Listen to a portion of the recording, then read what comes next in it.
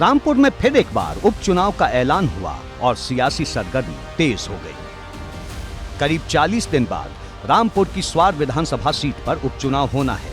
ये सीट अब्दुल्ला आजम की विधायकी रद्द होने के बाद खाली हुई थी और सवाल बड़ा ये है कि छोटे आजम की इस सीट पर सपा का प्रत्याशी कौन होगा। स्वार विधानसभा सीट पर 10 मई को मतदान होगा और 13 मई को नतीजे आएंगे, लेकिन उससे पहले चुनावी सरगर्मियां तेज हो चुकी हैं।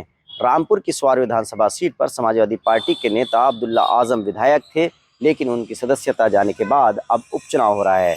ऐसे में समाजवादी पार्टी इस सीट पर किसे प्रत्याशी बनाएगी, ये बड़ा सवाल है। समाजवादी पार्टी के खेमे में ही अब प्रत्याशी को लेकर के अपने अपने बयान और दावे शुरू हो गए हैं। उपचुनाव की तारीख का ऐलान हुआ और अंदर ही अंदर आजम खान के खिलाफ नई सियासी बगावत ने रंग ले लिया। सपा के नेता मशकूर अहमद मुन्ना पिछले लंबे वक्त से आजम के खिलाफ खड़े हैं।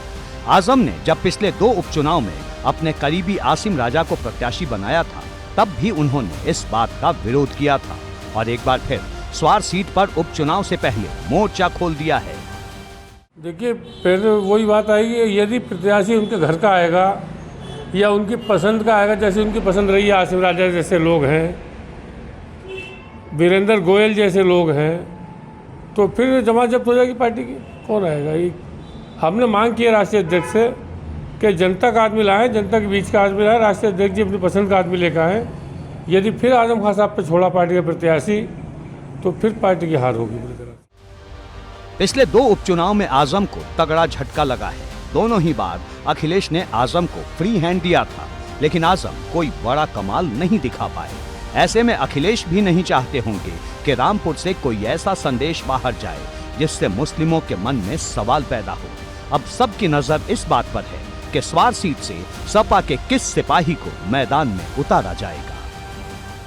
रामपुर में आजम खान 2 उपचुनाव में अपनी पसंद के प्रत्याशी आसिम राजा को खड़ा करके समाजवादी पार्टी की दोनों सीटें गंवा चुके हैं।